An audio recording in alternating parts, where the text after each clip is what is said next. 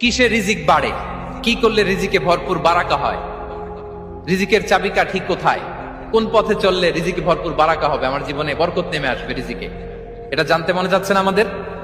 হ্যাঁ, কষ্ট হচ্ছে আপনাদের? কষ্ট হচ্ছে? তাহলে কি করলে রিজিকে ভরপুর বারাকা হয়, কি করলে আমার জীবনে ভরপুর বারাকা নেমে আসে, এই পয়েন্টটাতে আমরা একটু আলোকপাত করি।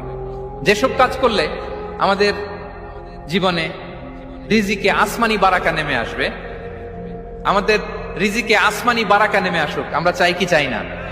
সবাই আমরা চাই নিশ্চয়ই।